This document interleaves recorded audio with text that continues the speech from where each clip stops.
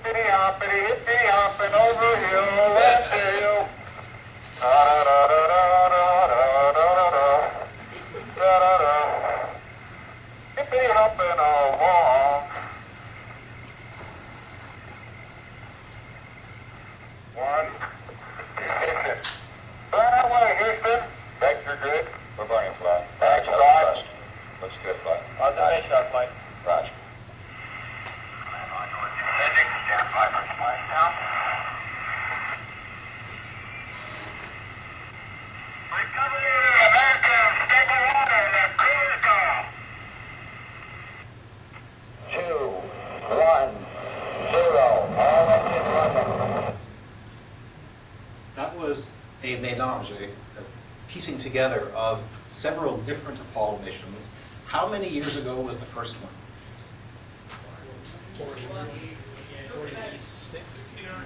69. That was the year. How many years? Subtraction. Remember to carry this. Right. So how many in this room were in the biz, in the software, hardware, computing biz in 1969? This is not a real hand, it's just showing what to do. Wow, we have some real experience in the room, and I'm sure a lot of you aren't too far short of that. I have gray hair. And you have the gray hair to prove I still it. have mine. So the reason I bring that up is, and there is a reason, is because I want to ask the question, how far have we come in 38 years?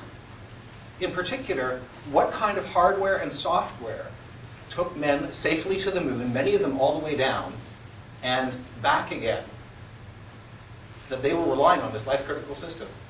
So, how much memory do you think it had? What was its clock speed? What was it programmed in? Anybody? What's that? 8080. This is like way Andy Grove wasn't even having nightmares about 8084. Okay. 360 instruction set, I thought, and something like 64K. So that's interesting. So 360 instruction set, it's definitely not a mainframe class tool, but 64K, that's kind of interesting because that was a lot in 1969. Here's some information about the Apollo guidance computer. There is a piece of code that's written. Notice this is the code that Neil and Buzz really cared deeply about the quality of. If you look at the right side, program 63, the lunar landing braking phase. This is code you want to have work right the first time in production. So the Apollo guidance computer looked about like that, and you can find it in museums. The CPU ran at about 1 megahertz. It was actually 4 megahertz, but by the time you divvied it up, it was actually only running at 1. It had 4K words of RAM, 32K words of ROM, so after you double up the words, you're very close. And that fit in a mere 3 cubic feet. You can see in the pictures which bay is half full and which bay is full. And this was a really historic piece of hardware. Not just because it took people to the moon, okay, that would be historic enough. This is arguably the world's first recognizable modern embedded system. It was the first use of integrated circuits in an embedded system. Something like 5,500 transistors. And when you look at a bit closer at some of the code, just take a look at what the code looks like, what you'd be writing if you were working in NASA in the 1960s, state-of-the-art stuff. If you look down this instruction set, you see the instruction stream, and it looks a little bit like assembler. Now, the opcodes are a little different. TC is transfer control. We might be more familiar with jump or call or something like that. Exchange register A to fixed memory. Fixed was the word for read-only before there was read-only. Transfer register A to storage. So this is looking a lot like an assembler instruction set. Clear and subtract. That one that we were having trouble with earlier. Clear and subtract. So compare on the top this nostalgic 1960s woo-woo, Beatles and everything, lunar landing code, where you can look at each instruction and have a pretty good idea of exactly how many machine cycles that is going to take. You are so close to the machine, you know what your code costs. Yeah, things have changed, haven't they? That's what we're going to talk about. So you know what the code costs, and you know what the code does. Now look at some modern C++ code, and I apologize in advance, the lighting in the room, the bottom is a bit washed out. If it gets to be a problem, complain. Otherwise I'm going to leave it this way because the next lower setting leaves us mostly in darkness. It's the same setting as the video, so hopefully we can make this one work. But if you look at these lines of code, assume there are no type conversions going on here. So PI1 is a pointer to an integer, PI2 is a pointer to an integer. Let's say I just dereference these 2 pointers to integers and multiply them. Dereference 2 pointers to doubles, multiply them. Let's call get hash code on some kind of object. Maybe it's a .NET object, or maybe it's a native C++ object. Let's open an OF stream and then write something to it. Let me just take a quick poll, and we'll come back to this code again later on, but a quick poll on which lines do you think are likely to be the most expensive? We don't have enough information here to be exactly sure about every single one, but which ones are likely to be? Walter. I know Walter Bright cares about performance. File. Okay, well, there's 2 lines. Care to narrow it down first? Well, let's hear what Walter has to say. The second line. Okay, so we had some votes in the audience for the first line, but Walter says, no, the second line probably. Why would you pick that one over the first line? Because I've done a lot of benchmarks. Because you've done a lot of benchmarks. That counts. Well, so I have participation bonuses with me. So those of you who came in, the first 42 of you who came in, already have copies in print of the 3rd and 4th effective concurrency columns that talk about blocks. Now that's interesting because the 3rd one only just hit the shelves. So even if you subscribe to DVJ, you will not see that 4th one you're getting here tonight. Sorry, John. Until next month, because that's the November issue. But I have the 2 Dr. Dobbs before it, which are the first 2 columns. And Walter, if you would like to, you have just won one because you have participated. This is how I buy your attention. Which one would you get? He said because he loved that one so much, it looked so wonderful to him. Okay, so we have a vote for output. A few votes for output. Okay, so let's leave those aside. What about the other 3 lines? Which do you think might be the most expensive of those? Yeah, you want one of these, don't you? Yes. Multiplication. The second one? Multiplication. Who wants, and who agrees with multiplication probably of those 3 lines? Probably the most expensive. You are, oh, you have one friend. What were you going to say? It's impossible to say because No, it's impossible to say. Yeah. Okay, but I'm trying to force you to say something that I can shoot down. You see, you're not playing the game. Get hash code. Could do anything for that matter. If you Yeah. go ahead and reboot the machine. So he said, okay, yeah. Okay, now this is actually interesting because we had, what was your name, sir? What was your name? Christian. Christian said, get hash code because it could reboot the machine. You don't know what it's going to do. Well, it's interesting because when I first gave this, the first alpha version of this talk, before I ever gave it publicly, I gave it to Visual C++ people here and CLR people and Phoenix people. And when I asked this question, immediately 2 people's hands shot up and said, get hash code out of all 5 of these. They were .NET architects. It's not that .NET is horrible, that getting a hash code is horrible. It's they knew that, oh man, once you give people a virtual function, they'll do anything. Right? So, yes, it could make your machine catch fire, but I say to you, so might this, right? These are function calls, albeit standard ones, so you might have a bit more luck with what they're going to mean. Okay. But we had a vote for multiplication. Anybody going to vote for the first line? Nobody's going to show it some love. That it's not going to be expensive. It can be if there's a page fault. Do tell me about that. There you go. So let's talk about, oh, I have one left to give. Let's talk about the root of, essentially, I'm going to oversimplify because that's what we do in talks. Nearly all hardware complexity, latency. We're going to see how it affects our code's correctness and our code's performance. Now, there's a lot more that we can say that will fit into the 3 hours the talk is going to take. Can I just scare you? It'll be less than 3 hours. I don't know how much less. But let's talk about latency. Anytime you have a pipe, you care about 2 dimensions. A pipe is a really simple little thing. I mean, it's not cardboard characters, unidimensional, but it's only got 2. It's a glorified cylinder. It's got diameter, woohoo, and a length. Now the diameter really affects the bandwidth. How much stuff can you shove in the front of the pipe per unit time? Latency is affected by the length. How long does it take? Once you've shoved in something in the front, how long does it take before the first thing starts appearing at the other end? And every time you have a pipe, whether it's this one here, which is from a section of the Trans-Alaska Pipeline System, or a memory bus, or anything else, you want to keep the pipeline full because you might as well stuff in as much as you can per unit time in the front. Otherwise, you're wasting capacity because the pipe is only half full.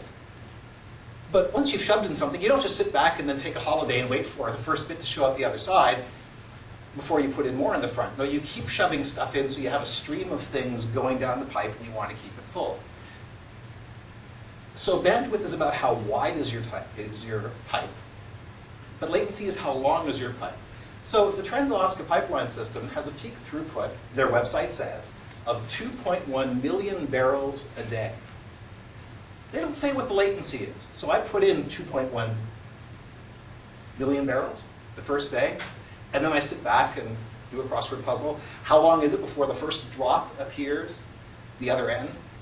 They didn't say, but we know math, right? So, and we know how to convert between these things because we know, well, I know from their website that the pipe is 48 inches, also known as 4 standard feet, in diameter. I also know it's 800 miles long. So I know the volume of the cylinder. And I know that if I can stuff in 2.1 million barrels a day, I can figure out how long it takes me to fill the whole pipeline, which is how long it takes before the first drop comes out the other end, which works out to about 4-ish days. Now you want to keep this pipeline full. It's not currently operating at full capacity at its peak capacity of a few years ago. It's a problem because you're wasting capacity. the key difference that is going to motivate everything else in this talk, whether it looks like it or not, whether it's a primary effect or a secondary or tertiary effect, is that you can always buy more bandwidth. Bill Gates knows the solution to bandwidth. We can just pay for some more. But you can't count on buying your way out of a latency problem. Do you see why? Sorry, it's a geek joke. Speed of light actually is a physical limit, as far as we know today in science, of latency, how long it takes a signal to get from one place to another. And if you think, yeah, that's very esoteric, it doesn't affect me, just remember that at current processor speeds and the fact that traces on a CPU don't run in straight lines, you can't get a signal all the way across a processor die at around 3 gigahertz in one clock cycle. So yes, speed of light affects us even on very small scales today. What's interesting about trends in bandwidth and latency is that the fact that you can buy more bandwidth and you can't always buy more latency shows up all over the place. So David Patterson of Berkeley plotted historical information for 4 completely different kinds of computing subsystems and technologies. Processors, networks, disks, and memory. Network, you think of, oh yeah, that's a pipe, but memory is too, and disk is too. You have a pipe to your disk, you have a pipe to your processor.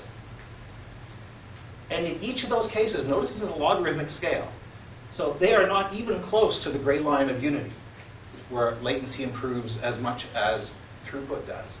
Throughput improved roughly between, bandwidth improved roughly between 120 times to 2,250 times, depending on the technology. Latency, woohoo, 4 to 21 times. Stunningly different. Now, what's even more interesting is if you look at those 4 technologies, which are common parts of your desktop computing appliance that you know and love every day, even in your living room, they're just getting everywhere. Processor has the biggest improvement in memory, the smallest. So not only is the advantage in throughput compared to latency going to cause us effects, but on top of that, the icing on the cake is it's actually amplified in that processor versus memory has that differential. We're going to see what that means. Let's go back. What's the definition of usable?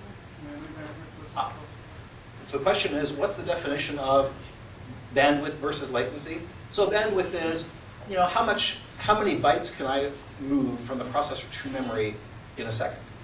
And for the network, how many bytes can I move per second, per unit time, from one computer to the other over the network cable? So how wide is the pipe? But latency is, great, I start sending a bit. When does the guy start receiving the first bit? My question was, for memory, are you talking one chip or are you going to? The question is, what exactly are the details behind those numbers? Here's the reference. So if you look at the MIT website, and I'll make these slides available afterwards, you can find out exactly what measures he used. And like all measures, I mean, memory is all, you can buy different speeds of memory today. This is showing sort of a mainstream sweet spot at each given point in time. And you can find outliers, but it shows the general trend going. In fact, if you go now and look at the AGC, remember that's our Apollo guidance computer. Let's try that one again. The AGC is the Apollo guidance computer. Yes, excellent. And then we look at a 1980s era VAX, pretty state-of-the-art VAX, and a fairly modern desktop. So the AGC clock speed, like we said, was around 1 megahertz. The 1980 VAX, you know, a dozen years later, wasn't that much faster. It was around 6 megahertz, if all you cared about was clock cycles. Modern desktop, 3, no sweat. I'm not going to talk, by the way, at all in this talk, except for one brief mention on one slide about multi-core and many-core. That is a whole nother bag of tricks. Everything we're going to talk about the complexity of our environment, has been already true for the last 10, 20 years, and it's been creeping up, completely aside from all the multi-core stuff. So we get 3 gigahertz, because we're not going to multiply things out. That's a real 3. Memory size, on the other hand. So we get this 0.007, roughly, megabytes on the AGC, and we get, 2 megabytes on the VAX. And today, 2 gig is not uncommon. So that's, those first 2 lines, we get a 500x, 1000x, so 3 orders of magnitude improvement. Now, memory bandwidth, I don't know what it was for the AGC, but for the VAX, it was about 13 megabytes per second. And a modern desktop, depending if you're reading or writing, you get a few thousand. So that's, again, about 2 to 3 orders of magnitude improvement. And we get to latency. Memory latency measured in wall clock time, in nanoseconds, was about 12,000 nanoseconds on the AGC. So it asked for memory. It had to wait 12 cycles, which for it was 12,000 nanoseconds, for the result to come back from memory. On 1980 VAX, it was stunningly better. It was only 225 nanoseconds. Modern desktop, roughly 70, which means over the last, 25, 30 years almost, we have got a whopping, not 3 orders of magnitude, 3 times improvement in wall clock latency. This is the result of well-spent trillions and trillions of dollars, as Carl Sagan would probably say. Now, if you were me, and I know many of you are, we think alike, geeks, and we love it. We revel in numbers, we say, if you were me, what line of these might you like to divide by what other line to get an interesting number, an interesting measure? Latency by clock speed. You want to measure memory latency by clock speed? You, sir, think like I do. Thank you very much. Because memory latency in nanoseconds is interesting. But when you divide it out and you look at the memory latency in terms of CPU clock cycles, same numbers, and we divide them through, the AGC got about 12 cycles, took about 12 cycles to get a bit of memory. 1980 VAX, about 1.4 cycles. Modern desktop, about 210 cycles. That means for that trillions and trillions of dollars of investment and uncounted manpower and lost weekends, we have bought ourselves a net 150 times degradation, decline, pessimization in latency. Now, it's all relative, right? It's just because clock speed got faster. But remember what I told you? You can't buy latency, and finally it starts to show up. So this changes the game a lot. For comparison, by the way, in 1980 on a VAX, a floating point multiply took roughly 13 cycles, depending on how it happened to work out. And an integer comparison, about a cycle. These days, the numbers are roughly equal. Modern processors are great at floating point operations and can do them in sub-cycle, just like additions. We're going to come back to that.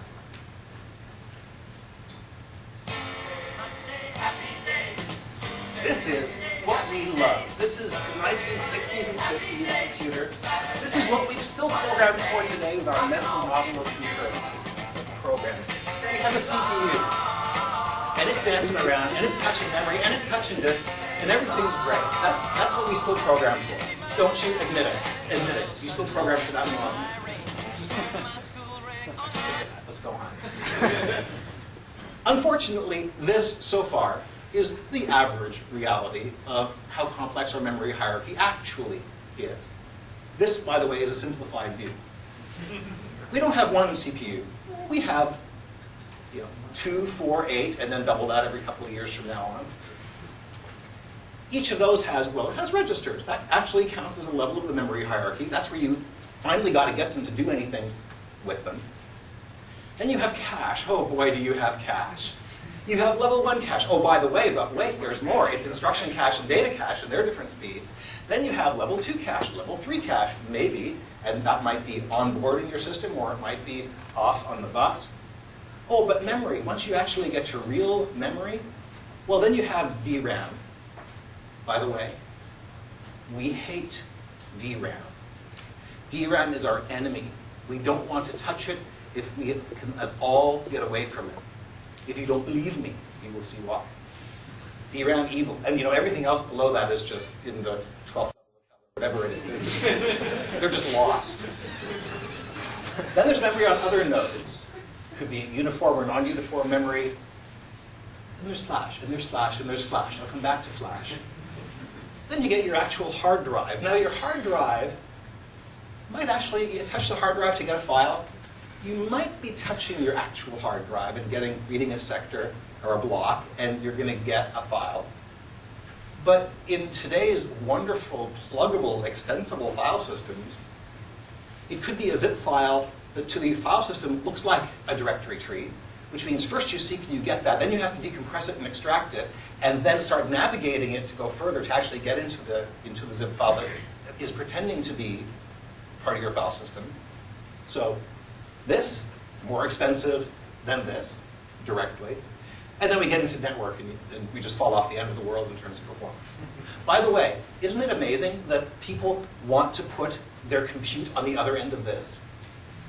That is a bizarre programming paradigm that we know doesn't scale, but we go back and forth. And it's perfectly appropriate for many things, just like Raymond Chen just blogged about the Kix system.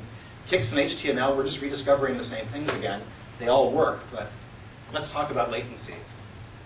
So far I've drawn pretty pictures, but you guys want numbers, don't you? Do you want numbers? Yeah. Show me the numbers. Okay, show me the numbers. We'll do that. On my desktop system, let's just look at a few of these, because it doesn't have all of these. The instruction and data cache are each 32K. That's K, not meg. Really meaty little things, tiny, tiny little things. 32K. And the latency is pretty good, though, 2 or 3 cycles. Okay, so what's the problem, Herb? Why are we having this talk? Wait, there's more. Level 2 cache, still on die on the CPU chip. We haven't left the chip yet. You get 4 meg of that on the system that I have right now. Thank you, Intel. And the latency is 14 cycles. Still not the end of the world. I was talking about 70 before, but that's not the end of the world. Remember I said we hate DRAM? DRAM really ruins our day. If we're writing a performance-sensitive application, we really don't want to touch DRAM. You get 2 gigabit, or however much you want to pay for it, but the latency is already starting to drop off a sharp cliff. It's 200 cycles is typical latency for DRAM today, depending on your processor clock speed. Flash, you can get quite a bit of. Not astonishingly more, but quite a bit of. Latency is 3 megacycles. That's a million with an M cycles. And you might say, that can't be right. I know, that's what I thought. I dropped a decimal point somewhere. It's correct. And the only reason that we look at sticking flash everywhere, we look at sticking flash on hard drives, we look at sticking flash into computers and pretending that it's cache. The only reason we would even consider using this for performance is because the hard drive is very big, but it's going to give you 15 million cycles or more. It looks good compared to the hard drive. I'm not going to show you the network. It will just depress us. Unbearable. Come on. But so there's an interesting thing here. When you talk to server teams, you talk to the SQL Server team, the CLR team, anybody who's writing system-level engines, and that really worry about this stuff, DRAM really is an enemy. They treat DRAM like most of us treat disk, which is really astonishing. At least it was astonishing to me. Then I discovered this and I realized, okay, this isn't quite as astonishing as I thought it was. Let's talk about Little's Law. There's so much to be said about Little's Law because it's a wonderfully general observation that is really simple, but applies in astonishingly many places, not just computer science. It lets you analyze a production station in a factory, just one station doing its unit work, its piecework as it goes by. You can use Little's Law. It scales well to talk about the whole assembly line, to the whole factory, it goes to many assembly lines, to the whole supply chain across many companies. It scales wonderfully. Nightclub, were you reading my mind? Yes. You were, okay. So yes, nightclub. So how does it help you in nightclubs? Because it tells you based on how many people you can get in there, how long they're standing in line, is how many can come through at any given. Would you please stand up here? We have a mic. What's your name? Timothy Knox. Timothy Knox. There's the wave to the camera. Hi, So you frequent nightclubs? no. Well, neither do I, but you seem to know a lot about it. Yes, I Okay, so if you go to a nightclub, Yes. and you go to a nightclub, Okay. and you see outside that there are 45 people waiting to get in line. And there's the bouncers at the front. If you're not cute, you're waiting for the 45. Right? Yeah, I never get let in early. And you know that there's room for roughly 60 people inside. Yes. How long do people usually stay in a nightclub, do you think? Let's say an hour. Okay, let's Okay. So, You really haven't been to my class. you know, If it's a really bad diagram. Okay, so the key thing is, so if there's an average of 60 people, it's in a steady state. It hasn't just opened and it isn't just shutting down. It's in a steady state.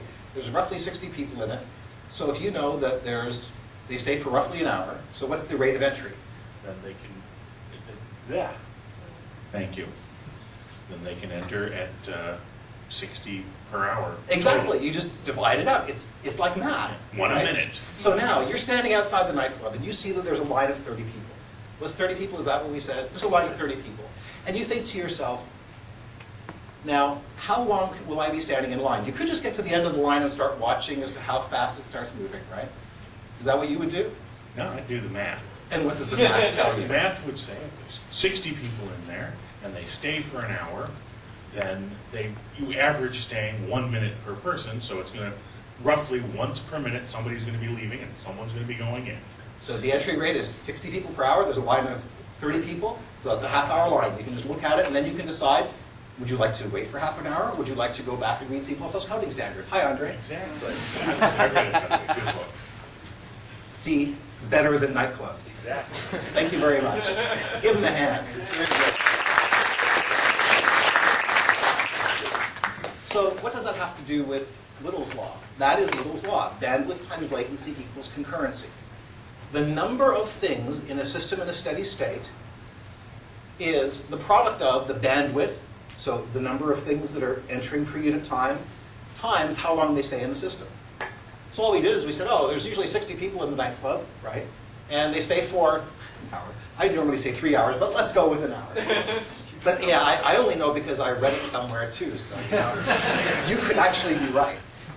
And you divide that through and you solve for bandwidth, and you know the entry rate. And so that actually seems kind of simple when you think about it. It turns out to have many powerful applications. One of the consequences is that anytime you look at a pipe and you're interested in keeping it full, the same thing comes up. How do you keep a pipe full? Concurrency. And again, I'm not even talking about multi-core and many-core, just talking about the internal concurrency forms already in a processor. So as bandwidth goes up and as latency, relative latency keeps getting bigger and bigger as measured in clock cycles, you need more and more concurrency in the system, more and more operations in flight to keep the pipe full. In this context, you need a processor, which is the one that's serving and requesting things, and the memory, which is being slow at getting around to starting to deliver it, great bandwidth but lousy latency.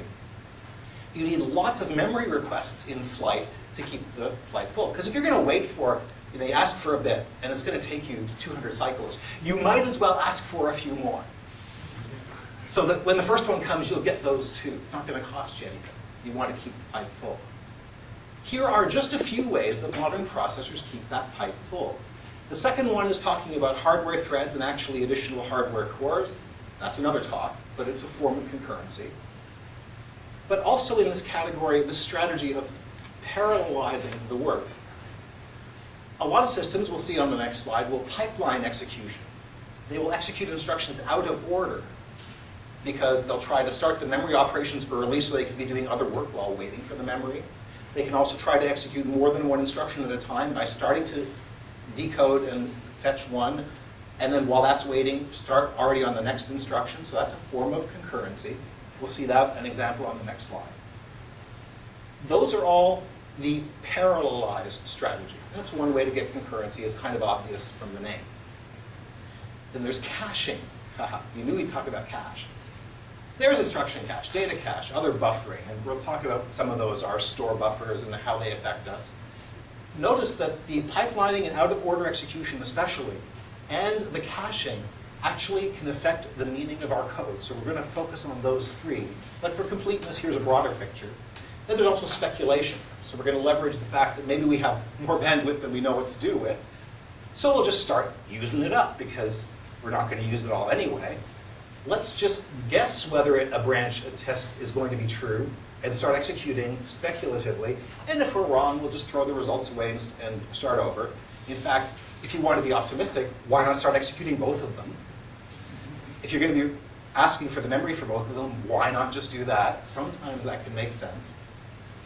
Prefetching and scouting to start to ask for likely used memory early. We'll see examples near the end of the talk how this is done automatically for you to warm up the cache. But we're going to focus on the caching and buffering and the out-of-order execution. Do you have a question, Walter? Well, that prefetches, we may get into this later, like if you access memory at a certain address, will it assume that you're going to address memory at increasing addresses? Or Walter's question, we'll in fact talk about exactly that later. So it's a good warm-up question. The question was, what if you access a certain piece of memory? Will the system start making assumptions? Well, if you touch that one, maybe you'll want some things near it before or after. It exactly does that kind of thing for prefetching, and we're going to see actual measurements and examples as to how it does that. We can actually watch it in a monitor. So look forward to that. Timothy, was it? Yes, sir. One other question that we may also be getting to is, all this speculative execution stuff is great, but since memory latency is getting worse, relatively speaking, doesn't that mean that it's potentially, we're going to reach a point where that's actually pessimizing our code? So the question is, okay, it's great to be doing all of this speculation and other stuff, but if latency is just this awful thing that's only going to get worse, aren't we just fighting a losing battle? Maybe we should just all go home. It's not that bad.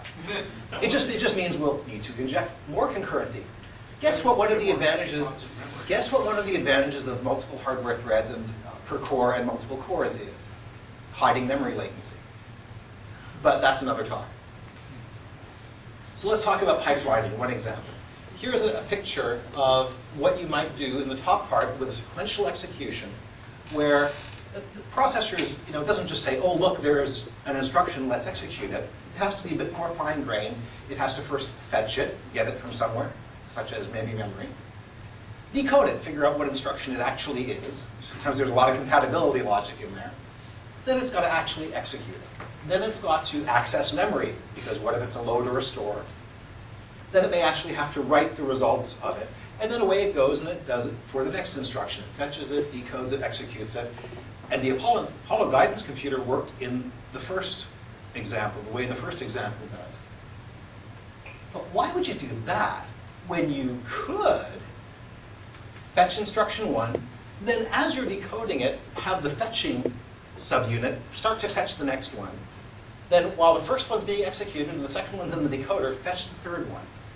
And you're creating a classic pipeline, an n-stage pipeline. In this particular example is a 5-stage pipeline. I believe this is the actual pipeline in an original Pentium.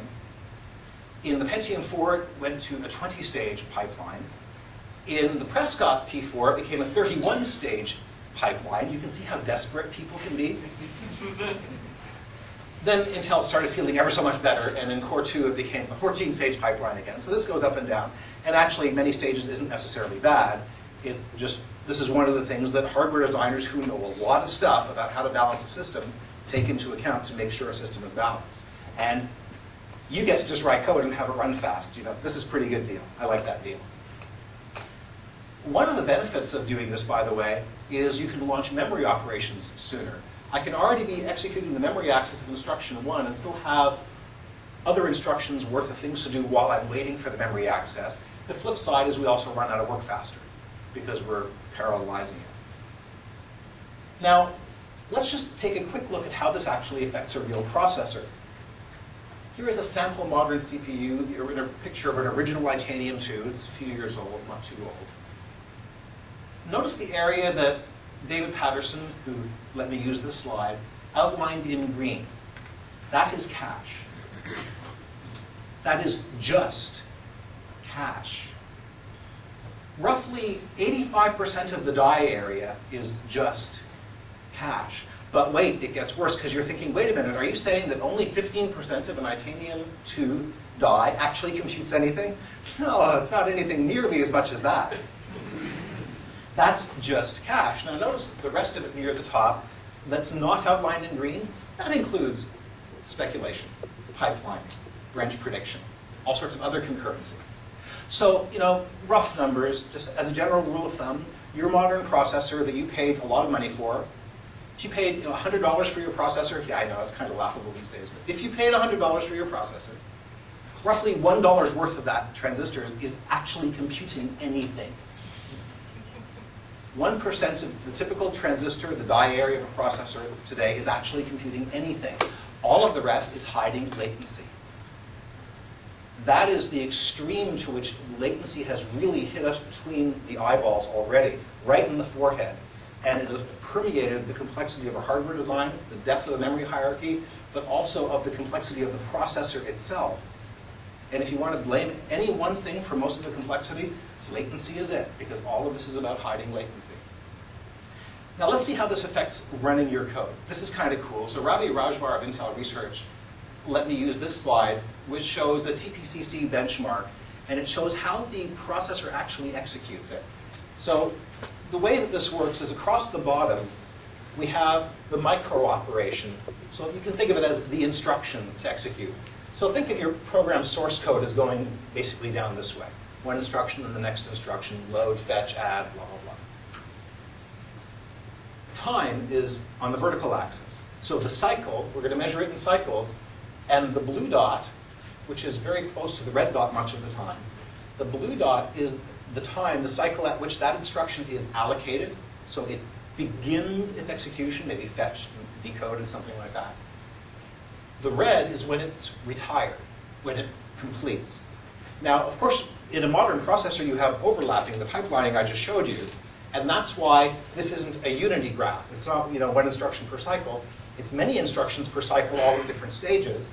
And the deeper your pipeline, the flatter this line will be. Right? Because if you say, okay, let's look at 1530, and we draw a line across, okay, what's in flight at cycle time 1530? Oh, well, I've got these operations that, could be 20 of them, that have already been allocated but not finished executing yet. There are different stages of the pipeline. So the deeper your pipeline, the flatter your graph. You may notice that not all of the blue and red go together. So the slope of this is a function of the core pipeline. Up here, up in the top left land, we have a poor instruction. Let's see, what instruction is that?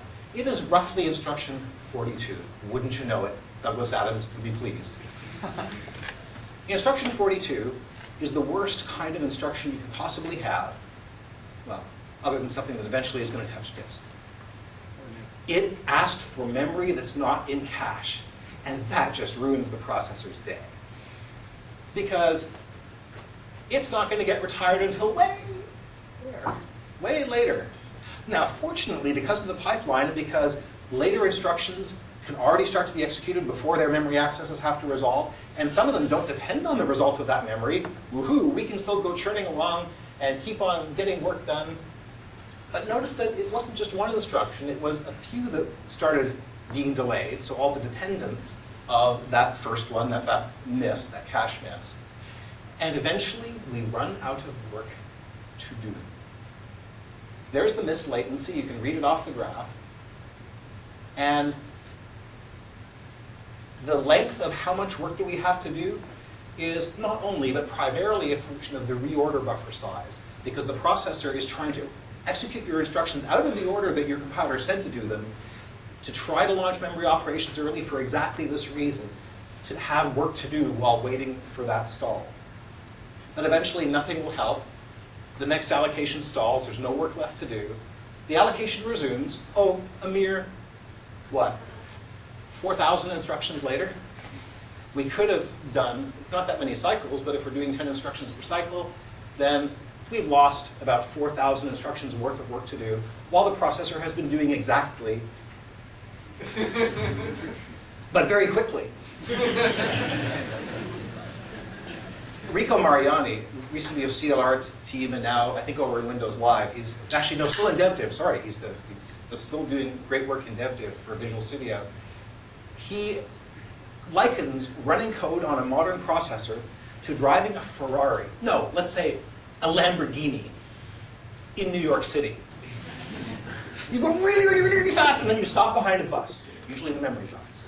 And then you go really, really, really fast, and you stop at a red light, and that's exactly what happens. You spend much of your time stopped, but fortunately there's a horn, and there's a radio. Let's now go back to some original code we talked about and figure how much does it cost. So we have our, remember, our integer star pi1 plus star pi2. We have our floating point star pd1 times star pd2. We have get hash code. We have file stream. Let's talk again about which one we think might be most expensive. How many now would vote for the file, one of the last two lines being the most expensive? Probably. A few, okay, because we know disk is evil, right? Memory may be evil, I might have convinced you, but disk, you know. What would you say if I told you that we do buffer things, you know? So that last line, you probably can finish executing that last line and go merrily along without touching disk. Would that change your answer? No? Okay, well, it might. It will probably change my answer because I'm not actually waiting for the disk. I can asynchronously flush those buffers. And the more asynchronously, the more risky I feel, the more lucky I feel that day. Opening the stream, however, I probably do have to wait for something to happen, but maybe it's already in memory because the file system can be smart about things like that. It might be a file I recently touched, so maybe I'm not hitting disk for any of that. Maybe. Get hash code. Of the remaining three lines, top three lines, how many would say get hash code is probably the most suspicious of those? Okay, about 40%. Now let's look at the first two lines. Star pi1 plus star pi2, star pd1 times star pd2. How many here would think that line 2 is probably noticeably more expensive than line 1? There's no cache miss? I didn't say anything about cache misses. So let's look at some information again, because I would have said that not that long ago. And I realized, yeah, I'm still living in happy days. I'm still living in the 60s and 70s and 80s. Remember, floating point multiply is often sub-cycle today. Memory access, even if you hit L2 cache, is 14 cycles. So now tell me again, are you really think you're going to get a measurable difference between those first two lines? Floating point and addition are cheap. Memory is expensive. It's exactly the opposite of the way the world was 20 years ago. It used to be memory was cheap and floating point was expensive. Today, memory is expensive and floating point is cheap. Memory dominates virtually everything. We just saw a picture of TPCP benchmark, why that's true. Now, file open and write, beyond buffering, who knows, because you could be going to file system plugins and all sorts of things. And get hash code, your favorite virtual function, who knows what it might do. So the idea of memory latency as the root of all evil is the key theme of this talk. But if you listen closely to many other talks that you will hear about whether it's Java or .NET, just programming in general, or anything performance related, any talk about anything performance related, one way or another, even if you never see the word on the slide, you know now to look and see where is latency causing what that guy is just talking about. Where is latency the driving force behind this behavior so that I need to deal with this kind of effect? Because that memory wall that is one of the many effects of latency is probably one of the key things that complexifies our systems and makes us think about performance. It affects CPUs, chipsets, memory, disk subsystems, makes the memory hierarchy deeper. By the way, 2 years ago, who ever heard of using flash as intermediate in front of the hard disk? Now we say, oh, well, we have multiple ways to use flash. We can do it this way, we can do it this. It can be built onto the hard drive if you're that kind of vendor, or you can plug it in and say, oh, please, would you use some of that USB key as a cache? You have just observed the memory hierarchy getting deeper. This is not likely to change anytime soon. It will get deeper and deeper and deeper. Fortunately, much of that is transparent to us, and we can just plug things in. Latency is that root. Now, we're going to talk a bit about how hardware is sometimes even willing to change the meaning and even break your code to make it run faster, and what performance effects are. Before we get to the rest of the talk about the effects of latency, other than just things are complicated now. Any questions about latency itself or any of the things that we've talked about so far? Walter, you must have a bright question. My question You've never heard that one before, have you? My question is, why do people put flash memory on disk drives when even going back in the bad old DOS days, the disk drives were cached in memory? What is the point of putting a flash drive on a disk? The question is, why would you cache, put flash to cache drive on the disk, either physically on the disk or plugged in, if we're going to cache it in memory anyway? And the reason is just because, yes, we do cache it in memory anyway. Memory also is finite. We might not be using everything, but one of the consequences, the answer to that question is the same as the reason why when level 2 cache was invented, people would say, well, why do you want level 2 cache? We're going to bring it into level 1 cache anyway. We're making the memory hierarchy deeper to keep putting off and increasing the number of curtains for the wizard to hide behind latency. So we can maybe bring the line up. Notice it changes from wizard to line on the fly. It's a line. Might be behind only 2 curtains instead of 4 curtains. And so we're doing what we can to bring it closer. Besides, the hard drive may have a strategy that's better in the operating systems for how to deal with that caching because it knows more about the physical characteristics of the hard drive. That's also sometimes a reason. For around the boxes, it's good. Latency of flash and also improving significantly faster than latency of disk. So latency of flash is improving faster than latency of disk was the observation. Cycles of latency is shrinking. And besides, you can see that happening because you can buy some latency just by investing in being smart. And look at the trillions of dollars poured into disk drive development versus flash. Flash probably has some cushion that it can start eating out. So are they using flash versus regular RAM because of the price performance of it? You can get lots more of it. And besides, Windows, unless you go 64-bit edition, or Linux or somebody else 64-bit, it gets really hard to use more than 4 gig, whereas you can plug a bigger flash drive in and then get more of that effect. But on a drive, why don't they just build it out of regular RAM? Why doesn't the drive have 64? I'm sure that there are several reasons besides latency and cost, but also power features. Like the question, I should repeat the question. Why not just put DRAM on the drive?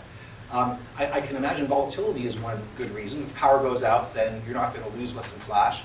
There probably are other reasons as well, but I'm not thinking of on the fly. Bandwidth is different in flash. Oh, bandwidth, yeah. Thank you, Kevin. Flat write bandwidth is actually very bad relative to disk. So you get lower bandwidth on flash and much lower latency as well. So Lower latency and bandwidth compared to disk on flash.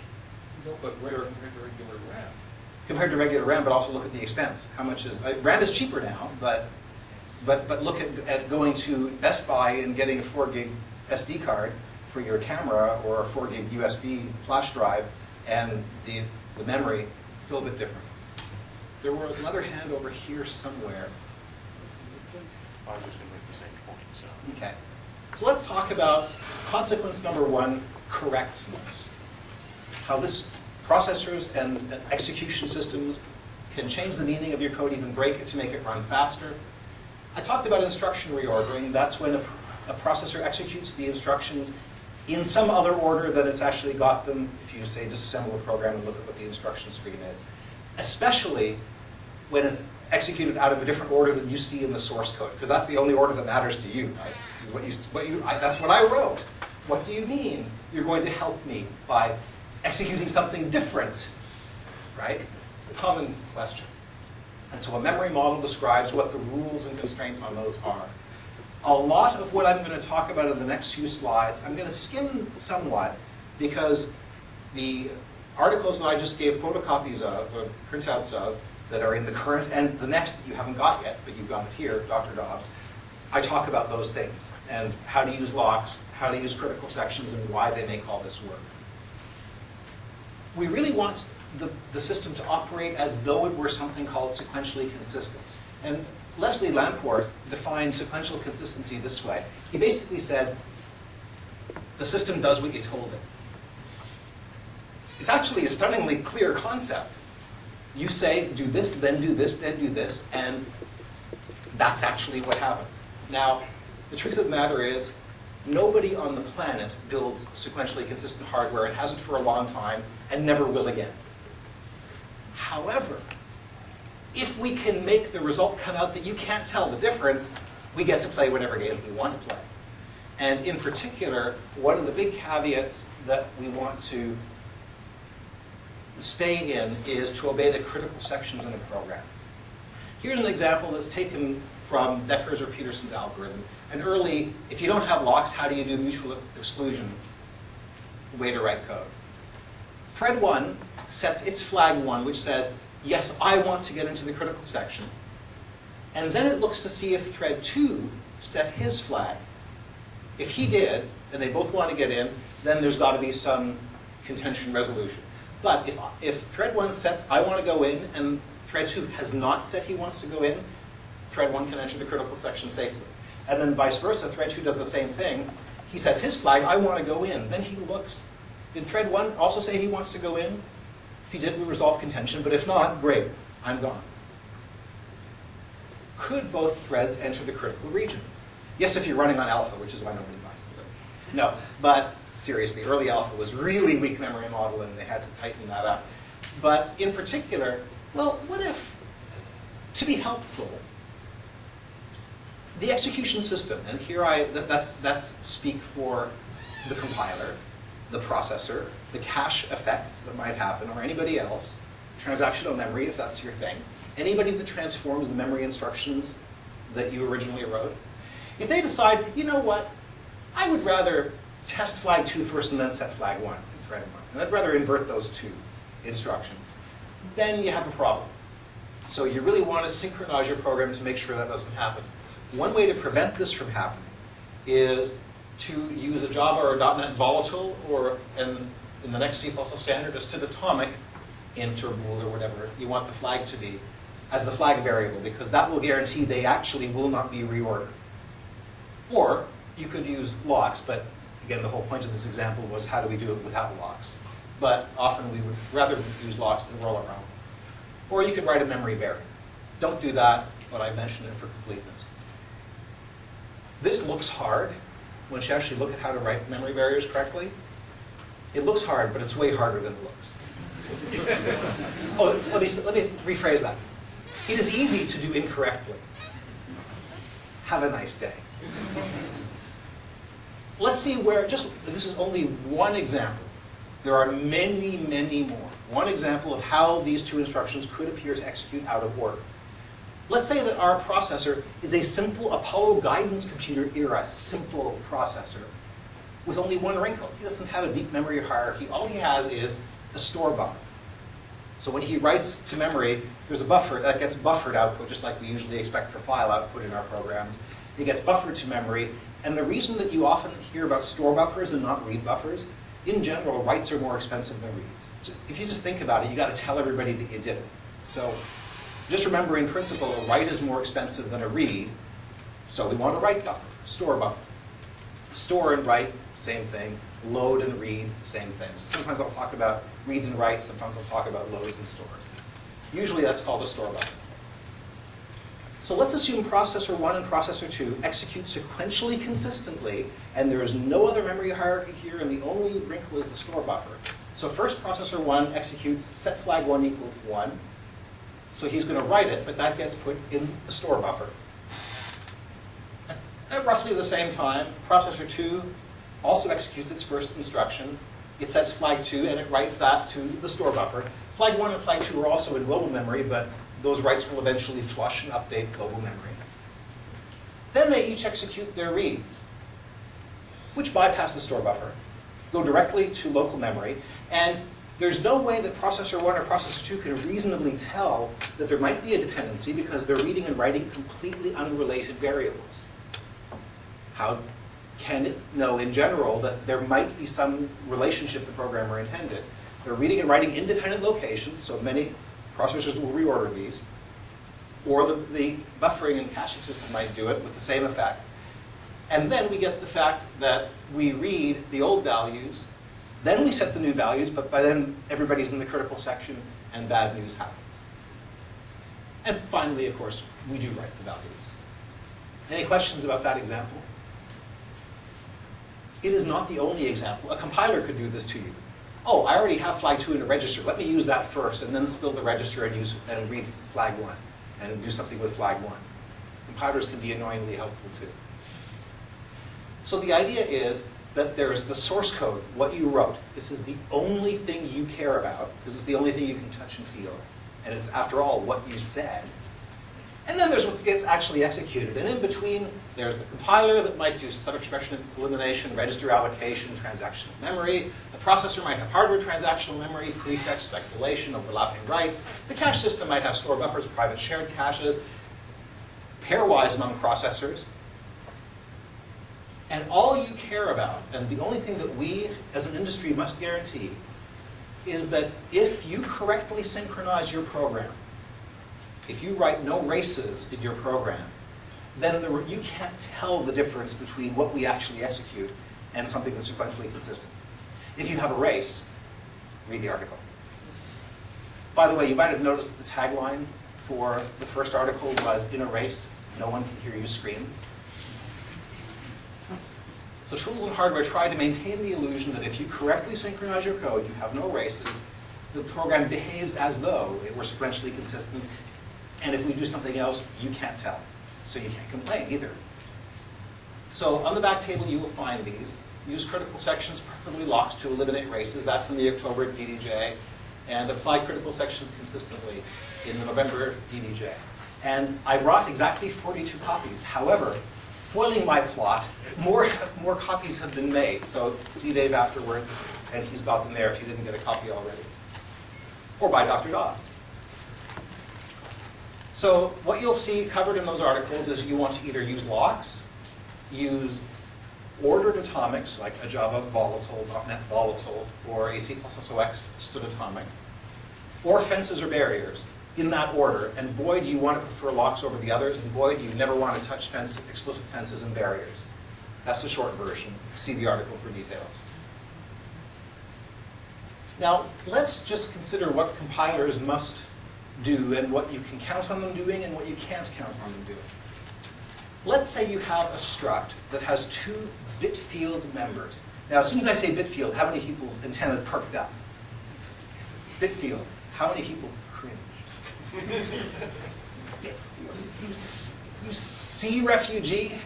Okay, but we do bit fields because sometimes we have to map onto things. But if I say on an 8-bit system or an 8-bit and multiple system, I have an int that's 9 bits and an int that's 7 bits. So I have my 16-bit quantity, but I'm using bit fields to say how many bits each quantity is. And these are two different named variables. And I decide I want to protect variable A with one mutex and variable B with a different mutex. The question is this a correctly synchronized program? It would be if they weren't bit fields, right? As long as I'm consistent and nobody else touches A while holding mutex. But this is a race, and we got to get used to it. This is a race in POSIX and pthreads. It will be a race in C++OX. It's a race, in fact, today on every system that I've ever heard of, because it may actually be impossible, even if the compiler vendor wanted to throw away your performance, which they don't. Ask Kevin, he will tell you. It may actually just not be possible to generate code that will update only those 9 bits without also writing the others. Because think of what you might do. You might read the 16 bits, mask out those 7 and write only 9, but then you have to write it back. And you might say, I'm writing back the same bits. Yes, but you're writing them. Which means if you're in a race with somebody else who happens to also be writing them, and by the way, the other ones too, because he has the same problem in reverse, you're going to clobber an update. You're going to lose an update in a race. If you're lucky. That's all that will happen. So adjacent bit fields are one object. Do not do this. Consider adjacent bit fields as a single object. Never try to synchronize, if they're shared memory objects, never try to synchronize 2 of them independently. You must consider them one thing. However, if you have a lowly char or a bigger object and you want to protect it with a mutex, and you have a different char which maybe somebody else wrote in a plugin that you're loading for the first time today, then we have to do the work to make sure that this works. Even if the linker might decide, you know what, I'm going to lay out the addresses of C and D, even though they come from different programs and I'm linking them together, I'm going to lay them out contiguously. The compiler had better be generating the instructions that read only and write only its bits. And if it can't do that, it needs to add padding or something. Because it must never be the case that if the linker happens to lay things out wrong, or in this case, adjacently, that a write to C in thread 1 might also scribble over some bits in object D of some other object. That must never happen. Because if it did, if in thread 1, if you wrote this code, and you said C equals 1, but it also overwrote into some other object, your own or somebody else's, you don't see it in the source code. There is no way you could write correctly synchronized code. You have no idea what you might be touching. So we have to be very conservative and respect what the programmer wrote and make sure that we don't scribble over other variables. If we have to scribble over more stuff, let's add padding so we're not scribbling over a variable. And so compiler vendors do this for you. So do processors and caches. So we talked about many kinds of transformations. Speculation, you might assume that, oh, let's assume this branch is true. It was the last 99 times we instrumented it. Maybe it'll happen again, you know, let's go double or nothing. We can optimistically start further execution, but if we're wrong, we have to back it out as if nothing happened. Register allocation does similar things. So a key issue is that the system must not invent a write to a location you wouldn't have written to yourself. We already saw an example of that in the last slide, but I'll show you some examples where this must still be true. And I'm also going to show you an example of a coding pattern that is strictly correct, but might be broken, and how to work around it. Here is the coding pattern you might be using. This is actually fairly common. Imagine X is an ordinary shared variable, but I only ever touch it on certain code paths. Not every call to this function or this call tree will touch X. It's only if condition is true. Do I touch X up here, right? So, because maybe this is a frequently used piece of code, or maybe because somebody's doing premature optimization, you know who you are, you might say, I'm not going to take that lock if I don't need it. Thank you. Which is a perfectly reasonable thing to do. We try to do this thing all the time, because locks can be expensive, especially if measurement tells you so and they're in very tight loops. So I'm only going to take the lock if I'm going to touch the object. Now assume the condition is something that doesn't change every time you evaluate it.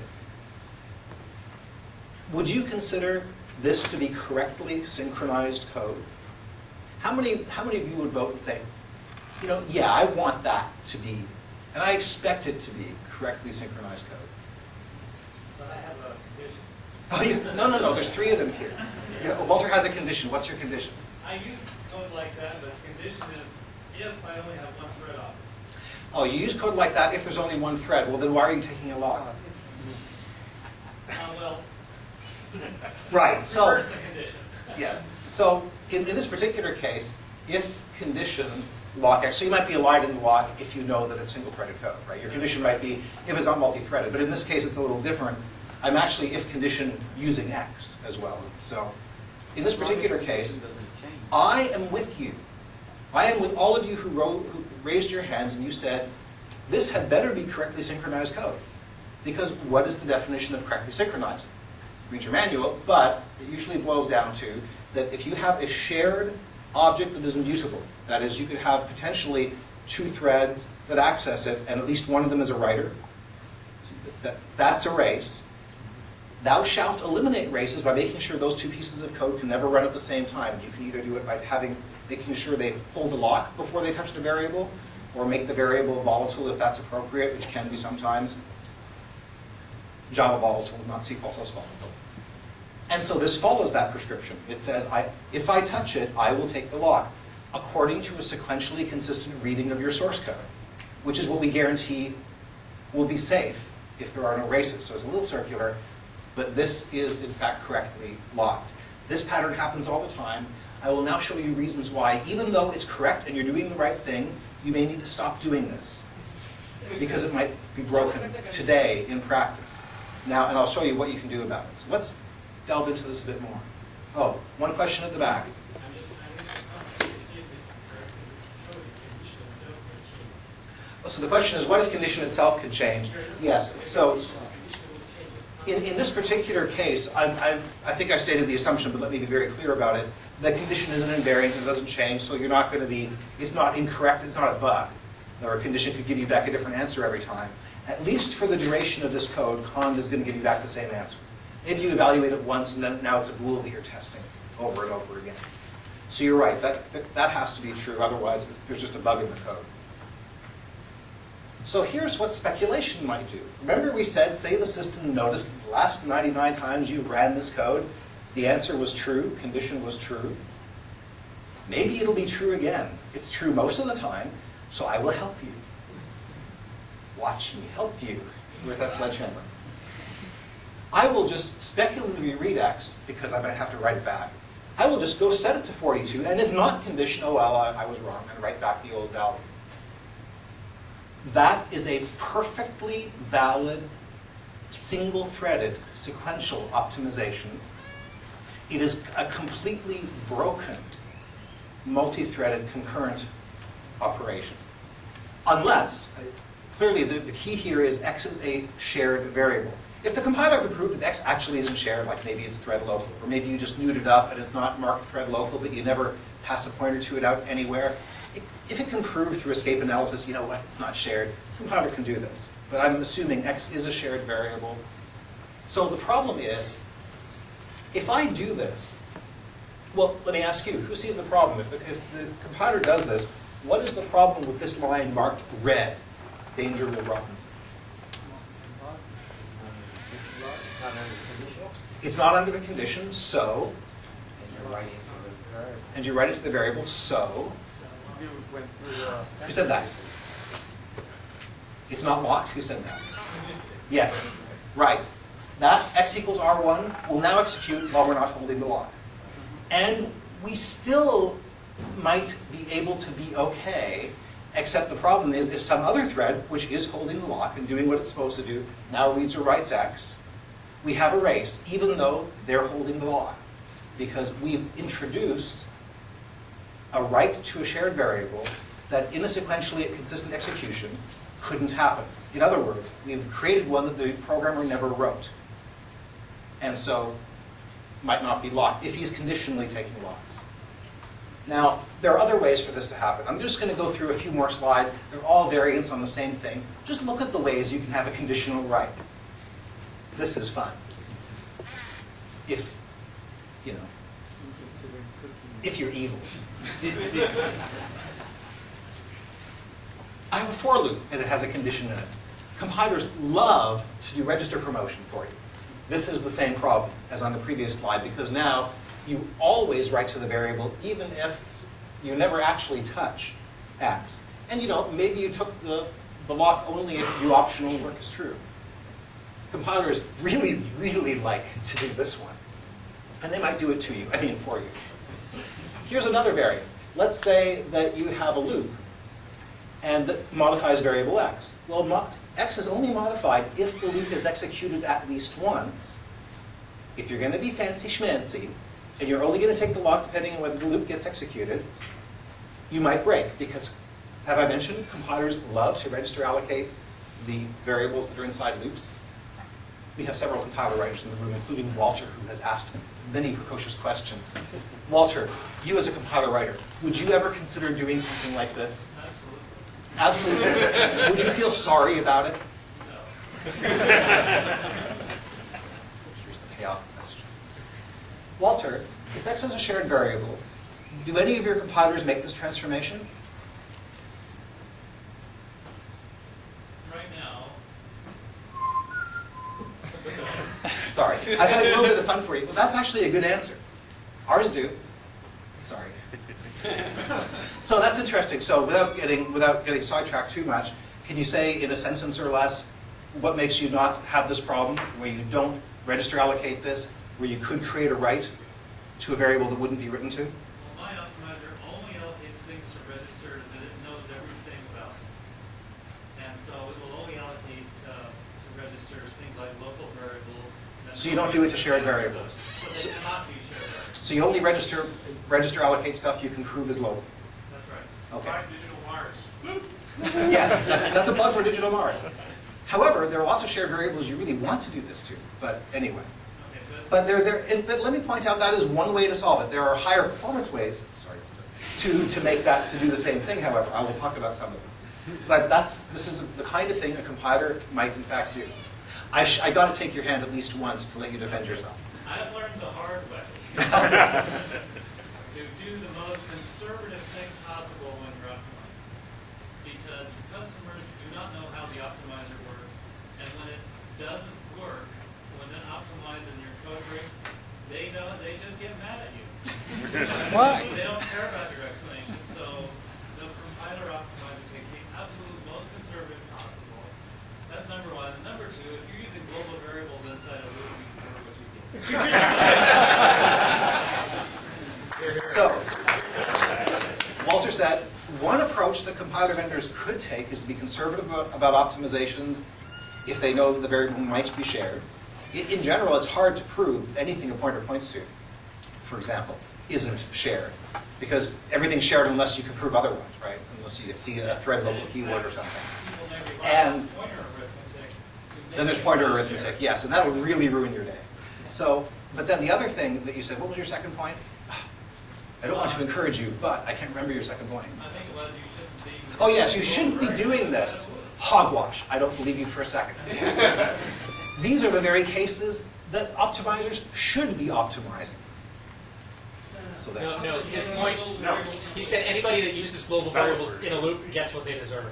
Or anybody who deserves what they uses get. global variables in a loop gets what they deserve. Everybody does that. I don't believe it's wrong. We can argue about this over a beer. It's much more fun over a beer. You have bottles and everything. Well, but let me just be clear. Global variables does not mean stuff you write static in front of. Global variables means anything not on the stack. Anything non-local is the sense that we're using here for global variables. That might be shared with another thread. It's not just those evil, smelly globals. Different meaning of global. So, are we saying register allocation is now a bad thing? No, just the naive form is. You could simply reproduce the check. That would keep the write still conditional, and you can still do the register allocation. It works just fine and dandy. Compilers should do this one. And, or you can do, say, have a dirty bit flag that say, did I actually write to it? And then write to it only if I actually wrote to it. You can also use techniques that are similar, like having a register that you then add the result of. All of these are fine, and many of them are things that caches already do for you. Dirty bit? Boy, that sounds familiar to any cache designer.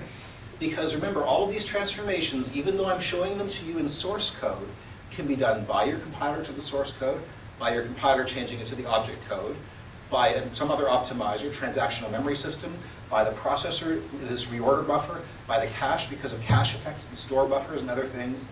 It can happen. We show them in source code order, but nearly any of these can happen anywhere by anybody, including the horrible hardware that people produce these days. So prefer to use locks. Conditional locks. If you're doing this, if you're conditionally taking a lock, and if you are using a system, not just compiler, but running on a processor, on a cache, an execution environment, where they could invent reads to variables you might write, even if you don't take that condition, those examples we just saw, you have two options. Basically, you can't conditionally take the lock. One way to do it is to simply have two functions, one that always takes the lock and mentions the variable, and one that never takes the lock and never mentions the variable. That will work. If you're Andre, I'm sure you can find really cool overloading and template solutions to make it call the right one. Andre, where are you? I'm abusing you. Yes. Isn't that what you were thinking about, though? Tell me. No. That'll be the second view. Or you can pessimistically take a lock, don't do it conditionally, pessimistically take it for every variable, every shared variable that a code path might touch, even if your sequentially consistent reasoning tells you you won't get there. We have gone deep into only one problem of reordering and effects, but one that happens to be a common one, and that might bite you. So just to be aware of, and here's the solution. Here's what you can do about it if you are having this problem. Let's talk about performance, because no talk at Northwest C++ users group would be complete without We got to make sure that it's going to make it to Google Video, that they can hear you. Okay, this is good. So let's talk about this. And some of this is motherhood and apple pie, and yeah, I've heard that. I'll bet you that you will find something surprising. I know I did. Let's talk about two threads. And I'm going to take a look at these two threads. Before I get to the code, just see what it does. I've got a loop, and yes, it's artificial, so I'm going to deliberately turn off optimizations to make it not just throw away the loop. But I've got two loops that are touching a global variable, a shared variable in a loop, right? But they're two different shared variables. One touches X and one touches Y on two different threads. What do you think is the relative throughput difference you would expect if you ran just thread one alone versus if you ran both threads. So how many additions per second do you think you can squeeze out of the system if you run just one thread or if you run both threads on a machine with a single core? Anybody want to take a stab at what you think might have happened? Single core, Single core. slight perf hit, nothing too serious. Slight perf hit. Could be a little bit slower if you're running both threads and you see how long it takes to run thread one. So you might have some context switching overhead on the core, but other than that, you expect not much. I mean, it'll take twice as long, but you're doing twice the additions, so you're still getting the same additions per second. That's what I would expect too. But now, what about on a machine with 2 or more cores? I hear that there are some of those these days. Orders of magnitude. Orders of magnitude? There's a big problem if X and Y happen to be near each other in memory. Nobody heard that. Nobody heard that. Okay. This is the apocalypse.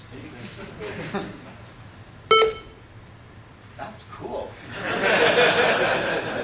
You know,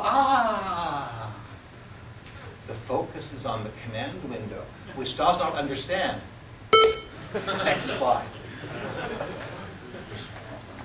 Next slide says about what we just said. If X and Y are on the same cache line, for example, remember, cache line is a really weird word. If you used to disk pages, you know what a disk page is. You touch any byte on the page, you get the whole page from the operating system, and it sits in your cache. A cache line is just a page of just the unit of division, the unit of chunking of the cache. I don't know why they call them cache lines and disk and memory pages. Maybe because a line is smaller than a page. Just maybe. So you might see, if X and Y are on the same cache line, you might see a little improvement. If you're on different cache lines, you'll probably get double the throughput, because the 2 cores can touch unrelated memory and be actually executed completely in parallel, which is a nice example of how to improve throughput by wasting memory, putting things further apart. Let's actually watch that happen. So, yes, let me get to the right window here. And let's take a look at Threads 1 CPP. Of course, every good developer uses Eclipse. I mean Visual Studio 2005. Soon 2007. And here we have a simple API where I'm going to have my thread main line, and it's just going to go do and do what we said. Yes, you need return 0. This is not main. And then I'm going to go and create a thread, and I'm leaving myself a command line option where I can say, I can tell it what core to run on, just because I want to test that out. But here I just want to run a single thread and see how fast it'll go. And then see, I'm going to resume it, wait for it, and then measure the wall clock time from when I start it to when I end it. So let's compile it first.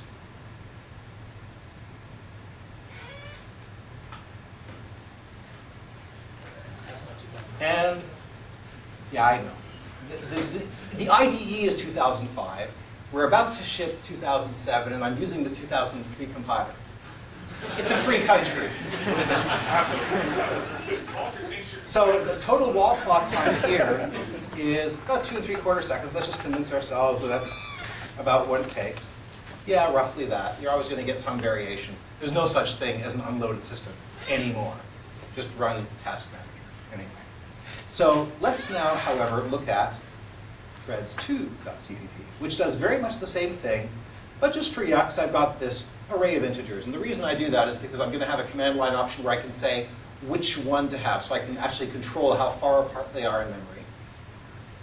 And I'm going to pass in an index. Okay, which index, which should I be operating on this thread? And then I'm going to go and work on that index. So in main, I'm going to create the 2 threads and then just go ahead and just, if we said anything about affinity up here on the command line, then I'll set affinity. And then I'll just do the normal thing. I'll start the 2 threads, wait for them, and then measure the time. So let's compile that.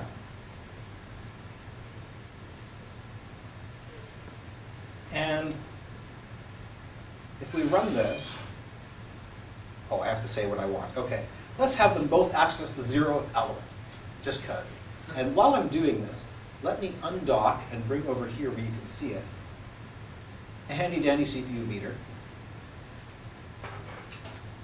You can see I'm running a dual core system. Well, you know one thing I better do is I better change this because it doesn't like to stay on top. So let me just come back. Where did you go? I really hate this. It's gone. The solution, of course, is to add another sidebar gadget.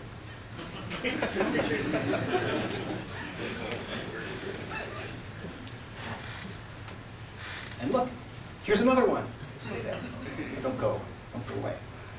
I'll even leave the handle pointing a little bit on this monitor so I can catch it again if I need to. I hate the UIs sometimes.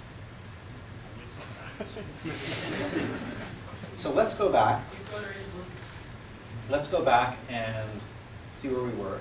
So I'm going to run threads 2, 0, 0. So they're going to run, I'm not saying what the affinity is on the 2 threads. So this operating system helpfully tries to run them on 2 cores. So you saw that both cores spike. And it took me 5.5 seconds. So roughly double the time, and I'm doing double the operation. So my throughput hasn't changed much, which is what I expected. If they're on the same cache line, probably slight improvement, but not that much, which is what we saw. But now, what if and actually let's just force them to run on different processors. So still use the 0th element, they're both touching the same memory location, but I'm going to run them on different cores on purpose. Should be not much of a difference. And what the operating system scheduled anyway. Yeah, roughly the same. Now, let's instead the 0th and the 5th element.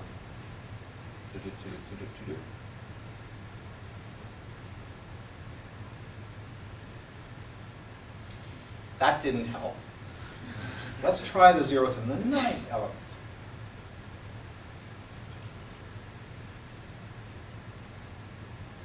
Still not any better. Let's try the 0th and the, what's a good number? 15th element. We love that number, right? 42. Oh, we're trying to find the boundary, right? So 15 is it? Doesn't seem like it, no. What if we just said the 0th or the 16th element?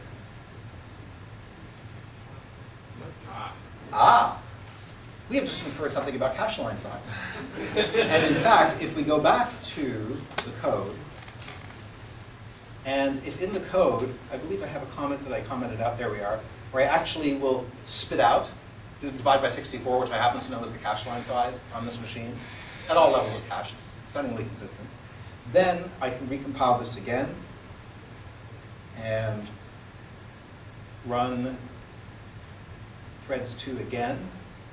And now it will show me that I'm on different cache lines for 0 and 16, but if I do 0 and 15, I'm on the same cache line. So you can actually just prove and figure out which cache line you're on. So that's interesting. But if you think that's interesting, there's one really kind of even cuter, interesting thing, at least I think so. And that's threads 3.cpd.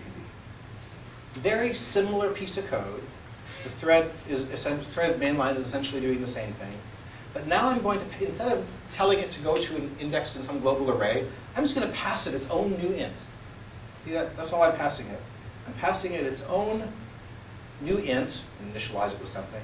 And I'm going to pass this one its own different new int. 2 completely different objects, integers, allocated on the heap, not in an array or anything, right? And so if I do this, I create those 2, might set affinity mask, and then I'm going to go and I'm going to start my timer, run the threads, and see how long it took. Let's see what happens. So VC test, threads 3. And you know what the numbers roughly look like now. I spit them out. I notice I still have this count enabled on this program, so you can see the cache lines. They're on the same cache line. Total wall clock time, not so good. How would you make the simplest way you can think of to make this program faster? Waste memory? Let me see, how can I waste memory? Say int. See this little line of code right here? Does nothing, right?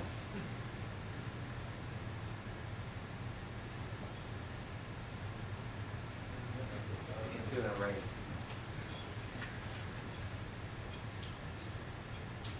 Did nothing.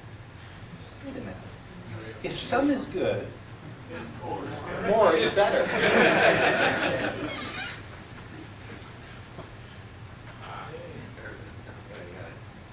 So the answer to the trivia question of, in an interview sometimes, I don't actually recommend doing this, but why would you allocate 2 ints that you don't need? Double your performance.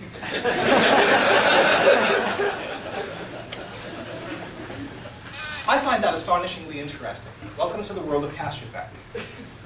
So now let's consider our final question of the evening, and then we're going to measure the result. Is it faster?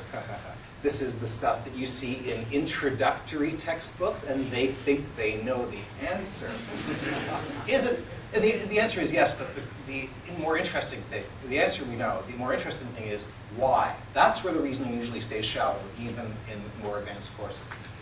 Is it faster to sum an array, contiguous array, of integers?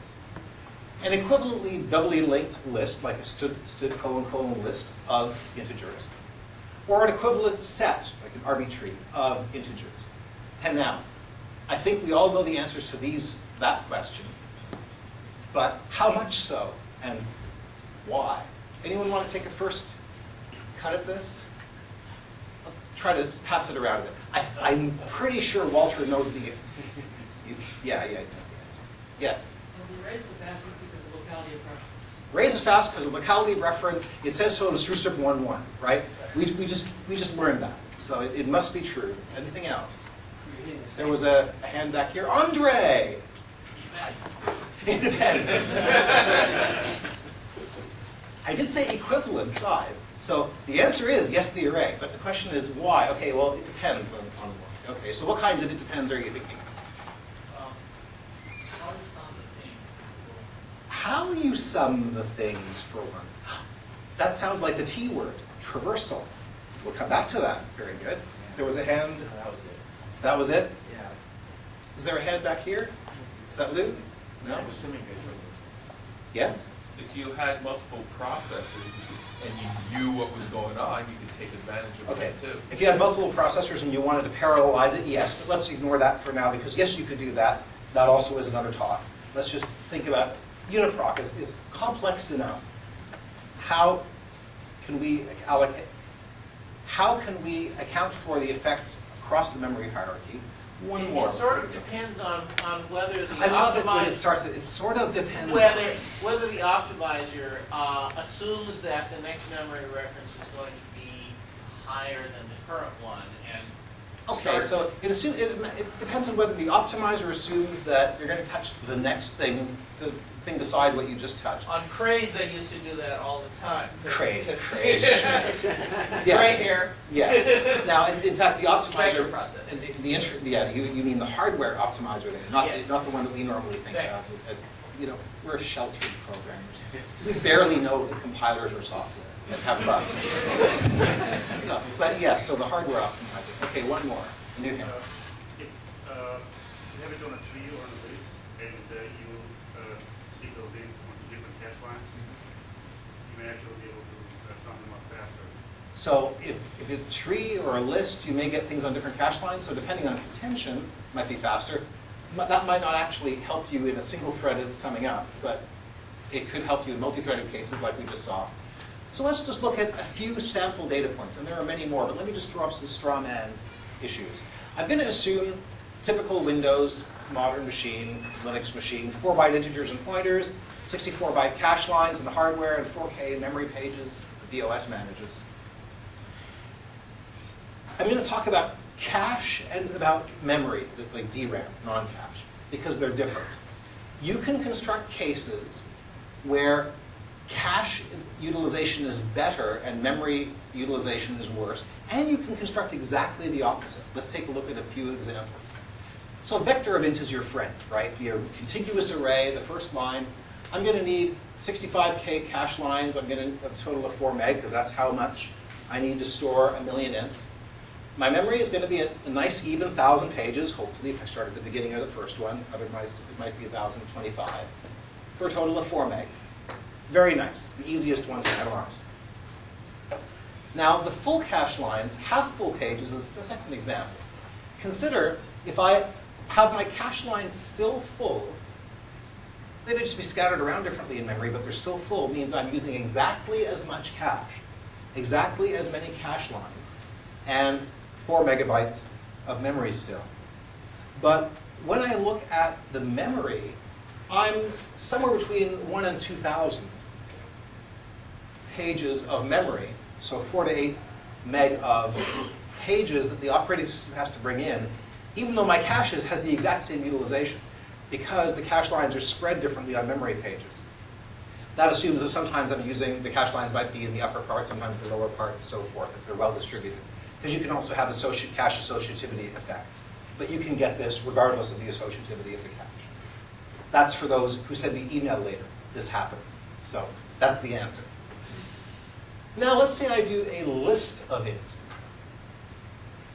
Now we're getting into list. I'm getting roughly 5.33, 5 1/3 ints per cache line, because I'm storing a 12-byte node. So even if I store all the nodes contiguously, best possible case, I'm using 3 times as much memory, because I need the forward and back pointer, which is as much as the payload. That triples or trebles my memory. So I'm using 3 times the cache lines, 3 times the memory, and somewhere, at least 3 times the pages.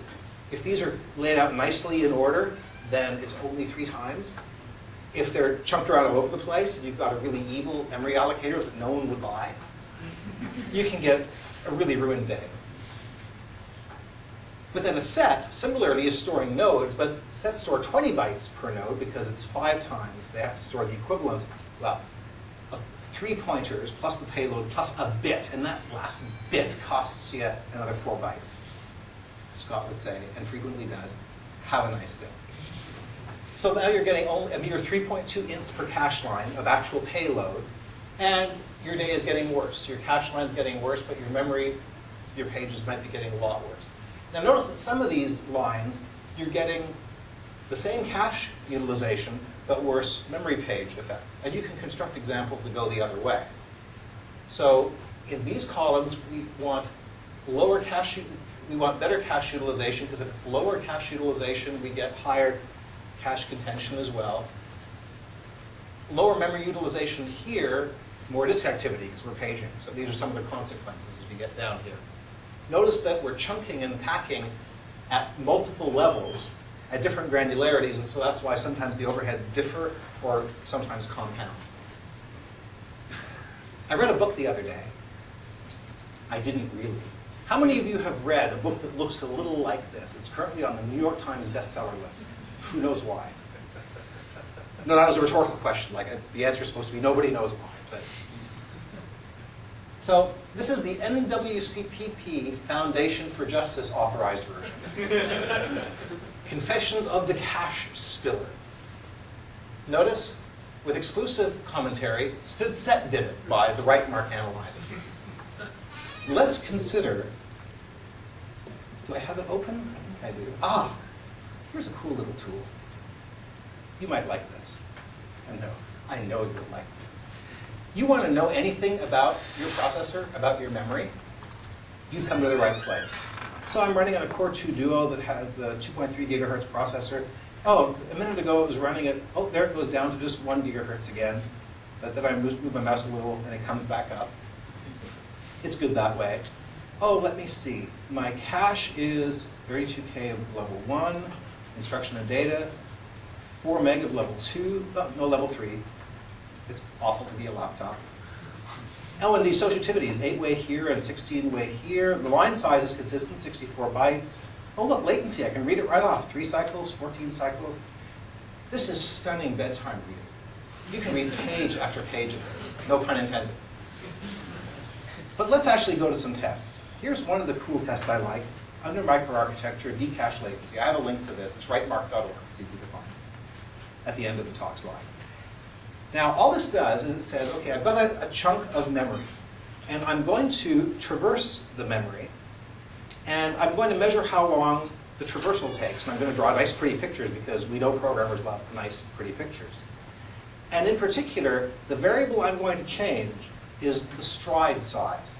So, or the size of the block. The stride size is going to be the same. It's the cache line size. So I'm basically going to look at things roughly in order with that stride size. If I'm going, say, just forward, there's a forward test, just running through the chunk of memory in order, one way or the other. And then there's some other ways we can run it. But I'm going to change. I'm going to start with a 1K block size and see what different traversals of that will do. And I'm going to go up to a 32 meg because I know that the level 2 cache is 4 meg, so I want to see what happens beyond that, and I spill cache. And see what happens if I have this contiguous thing and I'm reading it, how much worse does the memory latency get? Now, you've got this buffer, and instead of, I'm going to touch every piece of it, but I'm going to do it 4 different ways. Notice forward and backward. I'm just going to start at the beginning and touch each part of it linearly from front to end. I'm going to measure the speed impact of having the buffer be bigger so it doesn't fit in cache. I'm going to do the same thing backwards. Then there's 2 more, random and pseudo-random. We'll see how they do. Or I'm going to touch each part of the buffer once, but I'm going to do it in some odd random access order. Let's run and see what happens. So here we have, let me stop it. It's great. When you hold down the button so you're going to move it, it stops. I love that. It's like a pause button, but hidden. So I'm measuring the number of cycles that the memory access takes. So and the buffer size across the bottom. So in the bottom left-hand corner, I've got a 1K buffer size. And if I keep iterating over that 1K buffer, it takes me 3 cycles to access any element. It's really consistent. It stays consistent until I hit 32K. And this is notice this is the forward test. I'm just going from one end to the other, and then making the buffer bigger, one end to the other, and making the buffer bigger. Once I spill out of 32K, which is my level 1 cache size, and I can read it, if I didn't know that already, I could read it right off here. Then suddenly I get into level 2 land, and I go from 3 cycles to 8.5 cycles. Let's let that continue. Oh, and then your day gets bad when you go to 4 meg, and then you spill into level 2 cache, but you're still only 40 cycles. Now backwards, doing the same test but with linear, but a backwards traversal, roughly the same thing. Let's do random. Ooh, already bad in level 2. And wait for the launch. There is the missile. It's on its way to orbit. This would be a Russian joke in the past. But, we have lots of Russians and Romanians here, which is a wonderful thing. Thank you, Andre. So this can now be, Spaceship 2 or whatever it is they're working on now. And there it goes into orbit, into 240 cycle land orbit to average cost of accessing each element in a random traversal. And pseudo-random is somewhere in between. Can anybody explain these lines to me? Who wants to take a shot at explaining the differences and what we learn from these lines? Oh, you know what? It might even help if I put the lines back. You have to go back to results because it doesn't keep them. So view, and then we can see the lines. There they are. What are we seeing? And notice, this isn't not slideware. We're actually measuring stuff. It's so cool. So what did we see?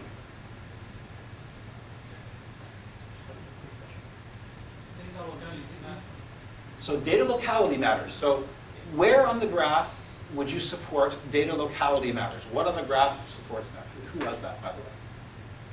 Yes. So how do I translate that into graph terms? So when the data fits into the one cache, right? So if you fit in here, you're doing well. So the further left you are, so the less footprint you use, the further left you are, the more localized you are, the better. Okay. What else matters? Prefetcher. Prefetcher. Well, sorry, Kevin. Where's the prefetcher? Show me prefetcher. Prefetcher is all the way to the other side. Actually, it's Where? in the delta. The delta is between the lines. The delta is between. Point my finger. Where should I point? The space between the green line and the blue line. Oh, up here? I can't reach that high. But those ones up there. The lower two. Oh, from between here. that one and the green one. So this delta here. So you're saying that, oh, look, even though I'm out of cache, if I'm doing a straightforward or straight back traversal, the prefetcher is making guesses on my behalf. Darn it, if you just touch that one, I bet you'll touch the next one. And we can read off that the prefetcher works both ways, forward and backward. Hiding memory latency. It's like, I don't want to wait till you ask for it. That's too long. Look what happens. We send things into orbit. Very good. So that's an interesting tool for measuring what can happen. And here's running it on very similar graphs, slightly different, running it on my home system. Notice there that the blue line was a little different, so that even the random access traversal, even fitting into L2 cache, didn't have a consistent behavior. So there's some odd cache effect happening there. But in general, prefetchers love the traversal that is linear, one and forward, straight back. They don't react nearly so well. They send into orbit those that aren't. Now, there's two things we can read off this. So when we say which is better, vector, list, or set, most people will say, oh, vector, it's got better locality, less footprint. That is true. It is further left on the graph to store the same number of ints. But how do you normally traverse a vector? Begin to end or end to beginning. You can do it random access, true. But here's a good reason why. You might not want to ruin your day. But a list or a set, you don't even have the option. Because who knows, unless you happen to construct that list by successive uninterrupted news and the new operator, the memory allocator, gave you one chunk after the other, which it will do in that case, unless your memory or allocator is very good to you and you're very good to it, your nodes are likely to be all over the place. And so you, dear friends, are on random access line. So not only are you farther right in the graph, you are farther up on the graph. And that is an at least as important a difference for list and set. Because look at vector. Even if you made a fat vector, you'd still be in 14 nanosecond land. You'd still be at roughly 40 cycles. Even with an obese vector that uses just as much space as a set or a list, because you can get that linear traversal. So you'd only be twice as bad if you waste 5 times the space in terms of this kind of pure performance benchmark. So you can see the predictor, the prefetcher, trying to keep that pipeline full that we talked about, the concurrency to hide the latency. Array and vector are your forward and backward curves, and list and set tend to be your less happy curves. We're going to have a simulation now. This is not a scientific simulation. This is PowerPoint. And I'm not afraid to use it. We have V for, L for, let the people on the internet hear you, and S for set. And notice vector is always going to be a little bit to the left. And because this is a logarithmic scale, they're going to stay constant horizontally relative to each other, right? Because list is always going to take 3 times as much as a vector and set 5 times as much as a vector. So they're going to stay in this kind of rigid horizontal lockstep. But then we'll be seeing some vertical floating up and down, because as we increase the number of integers that we're storing for the size of the container, things will move this way. They'll all move constantly at the same rate this way. But then they'll each take their own paths. You might call this the Robert Frost effect. 2 roads diverge in a wood. Let's watch them diverge in the context of horse racing. So they're out of the gate, and they're off to a good start. It's vector, and then it's list and set. They're running fine. They're both still in the 22 cycle range. It's vector and list and set. They're approaching the first turn, and they come around the first turn. Oh no! Set goes down, legs everywhere, rolling in the dust, and then list flying over and broken bones. Vector speeds by them. It's vector ahead. It's vector. It's vector by a mile. Notice that vector, our friend, who cheer vector? Come on, we had a bet right on this. Vector is our friend. He stayed further left on the curve, but even more importantly, he stayed on a lower curve. 2 different kinds of effects that we should think about. Now, again, let's not lose our focus. Why have we delved into this cool, interesting performance cache effect kind of trip? Because this is all related to latency. Cache exists because it's trying to hide latency. The branch predictor is trying to hide latency. We can work with it, or we can work against it. We can work in ignorance of it, but it's not a great idea. Hopefully, this section of the talk has gone into a little bit more detail than usual, beyond the usual one-line, vectors faster than list. So size matters, smaller is further left. Traversal order matters, linear gets you on a lower line even once you blow cache. And if you're doing a loop that's doing multiplies and adds, like we saw already, it might be spending most of its time just sitting idle. If you look at the processor, little tool, gadget that shows you how the processor is being used, it'll be pegged. It's not actually doing anything. It's just saying, yeah, I'm busy because it has to wait for memory. You said vector is faster than list. I think it's also the fact that it's a vector of values. So it could be a vector of pointers, again, it's not necessarily. Yes. So the point is that if you have a vector of values, yes, rather than a vector of pointers, so yes, if you are storing values contiguously, that's the key thing. If you're storing them contiguously in an array or a vector, you get these effects. As soon as you have indirections, then you start to get, you pollute which curve you're on. And you can be partly on one curve, partly on the other. And in the case of list and set, you get completely off the good curves because you just have to be chasing pointers all over the place. By the way, one advantage of vector that I haven't mentioned yet of arrays, out-of-order processors, modern out-of-order processors, really love arrays. You have no idea how deeply they love arrays. They send them chocolate. They send them roses. Because a modern out-of-order processor can potentially zoom ahead and make progress on several items in an array at the same time. Because it asks for a byte, it gets a whole cache line. Well, I can just do a vector instruction, operate on all of those at once, because I know two things, not just one thing, two things. I know that those are the same operation needs to be performed on the next elements, and here's the kicker. And I know those are the next elements in my cache line.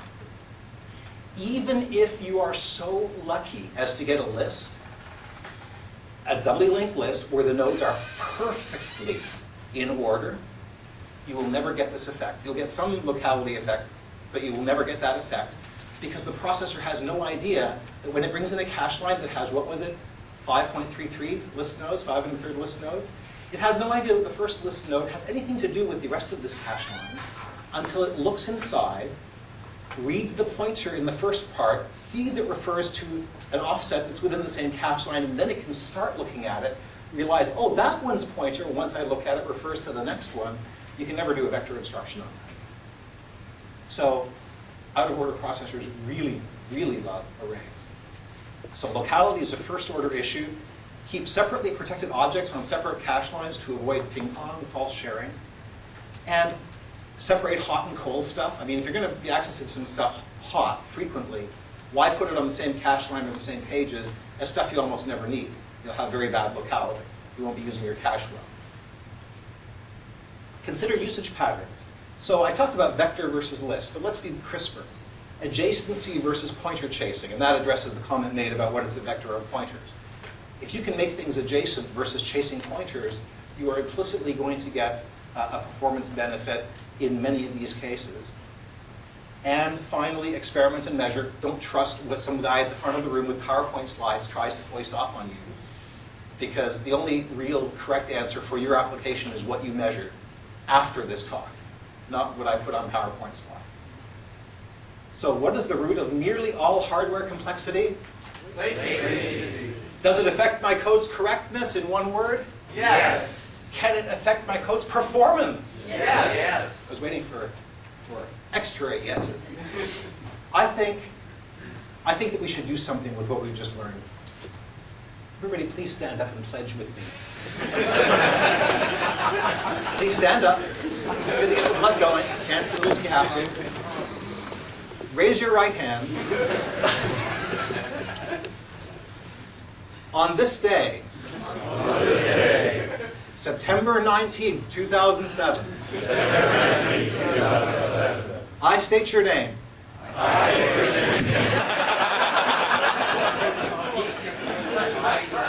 Let's try that one again. I state your name.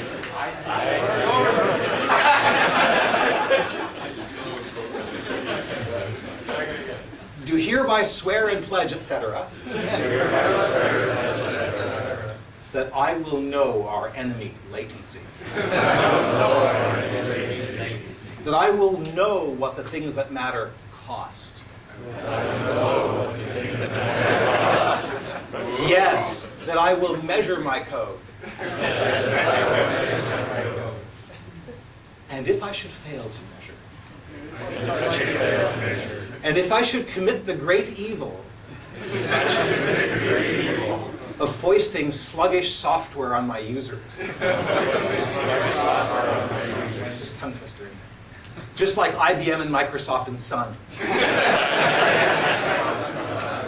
But not Apple or Google, who I know of.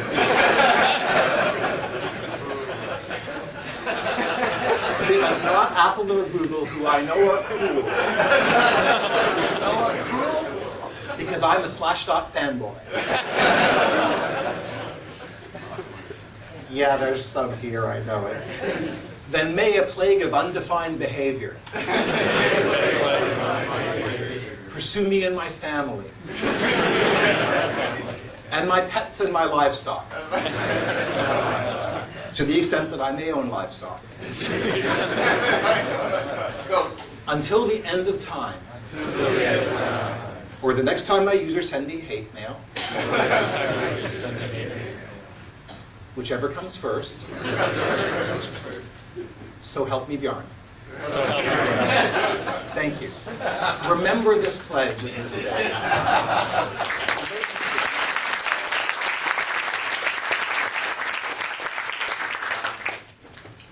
I'll make these slides available. Here's where there's more information. And if you'd like to ask questions, please feel free to come up afterwards. And thank you very much for coming.